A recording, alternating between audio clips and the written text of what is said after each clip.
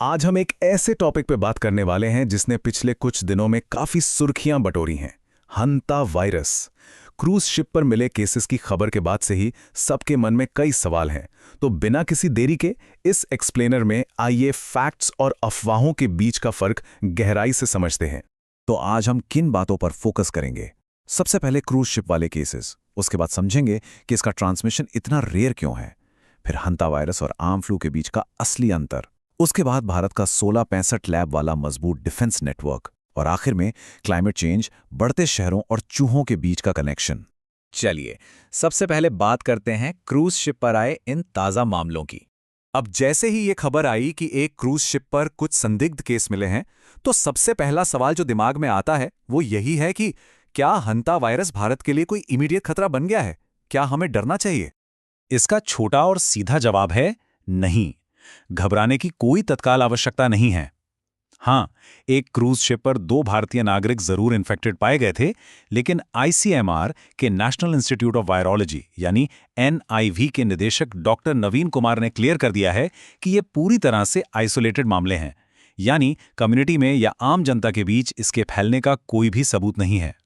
और ये सिर्फ हमारे एक्सपर्ट्स नहीं कह रहे हैं, खुद विश्व स्वास्थ्य संगठन यानी WHO के डायरेक्टर जनरल डॉक्टर टेड्रोस ने एक बहुत इंपॉर्टेंट बात कही है। उन्होंने माना कि हाँ, ये घटना सीरियस जरूर है, लेकिन WHO के हिसाब से पब्लिक हेल्थ रिस्क फिलहाल काफी लो यानी कम है, तो पैनिक करने वाली कोई बात नहीं है। तो आइए आगे बढ़ते हैं और समझते हैं कि इस वायरस का ट्रांसमिशन आखिर इतना रेयर या दुर्लभ क्यों माना जाता है। सबसे बड़ी राहत की बात यह है कि हांता वायरस इंसानों से इंसानों में आसानी से नहीं फैलता। डॉक्टर नवीन कुमार के मुताबिक ह्यूमन टू ह्यूमन ट्रांसमिशन बेहद असामान्य है। देखिए, कोविड के टाइम हमने देखा था कि वायरस कैजुअल कांटेक्ट से कैसे आसानी से फैल जाता था, लेकिन हांता वायरस को फैलने के लिए बहुत ही विशिष्ट पर्यावरणीय जोखिमों की जरूरत होती है। तो फिर ये फैलता कैसे है? असली कल्प्रिट हैं एरोसोलाइज्ड वायरस पार्टिकल्स। जब इन्फेक्टेड चूहों का यूरिन, उनका मल या लार किसी बंद या कम हवादार जगह पर, जैसे कि किसी गोदाम या शिप के अंदर, हवा में सूक्ष्म कणों के रूप में तैरने लगते हैं और कोई इंसान उस हवा में सांस लेता है, तब इन्फेक्शन का सबसे बड़ा रिस्क पैदा होता है। अब एक सवाल उठ सकता है कि क्या ये बिल्कुल ही इंसानों के बीच नहीं फैलता? हिस्टोरिकली देखा जाए तो ह्यूमन टू ह्यूमन ट्रांसमिशन सिर्फ कुछ स्पेसिफिक साउथ अमेरिकन स्ट्रेन्स जैसे कि एंडीज वायरस में ही रिकॉर्ड किया गया है। एशिया और यूरोप में जो स्ट्रेन्स आमतौर पर मिलते हैं, उनमें इंसानों के बीच फैलने वाला बायोलॉजिकल मैकेनिज्म पूरी तरह से गायब होता है। अब आते हैं इसके और आम फ्लू के बीच के डिफरेंस पर। हंटा वायरस और फ्लू में क्या फर्क है? पब्लिक हेल्थ एक्सपर्ट्स बताते हैं कि एक्सपोजर के 1 से 5 हफ्ते बाद तक जो शुरुआती लक्षण दिखते हैं, वो बिल्कुल नॉर्मल इन्फ्लुएंजा या डेंगू जैसे ही होते हैं। अचानक तेज बुखार आना, शरीर में तेज दर्द, सर दर्द, थकान, ठंड लगना, उल्टी आना और सूखी खांसी। प्रॉब्लम यही है कि इन सिम्टम्स की वजह से शुरू में इस बीमारी को पहचान पाना काफी मुश्किल हो जाता है। तो फिर डॉक्टर्स इसको आम फ्लू से अलग कैसे करते हैं?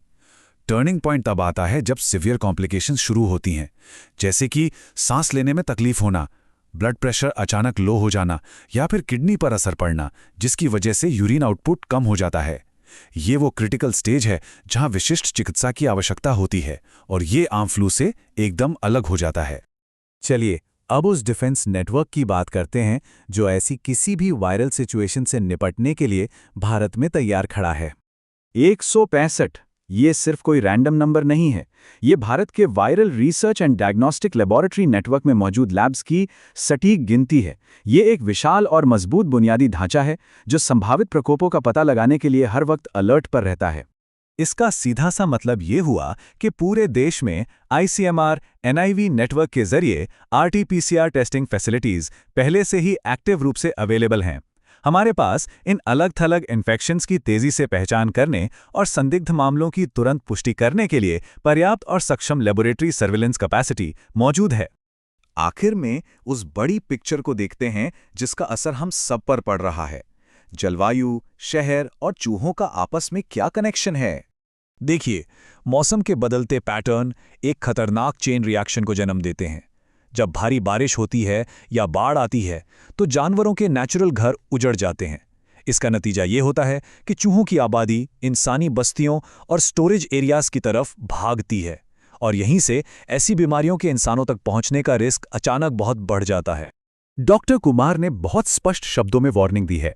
क्लाइमेट चेंज, बिना किसी प्लानिंग के बढ़ते हुए शहर, खराब वेस्ट मैनेजमेंट और जंगलों में इंसान का बढ़ता दखल, ये सारी चीजें प्रमुख लॉन्ग टर्म रिस्क मल्टीप्लायर्स हैं। जब शहर तेजी से बढ़ते हैं और वहां साफ सफाई नहीं होती तो ग्लोबल लेवल पर इन्फेक्टेड चूहों की तादाद अपने आप बढ़ने लगती है। तो इसका आखिरी और सबसे ठोस बचाव क्या है? Basic precautions.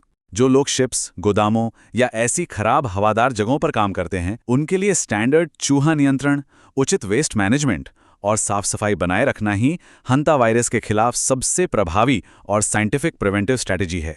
ये सारा विश्लेषण एक बहुत ही जरूरी सवाल पर आके रुकता है।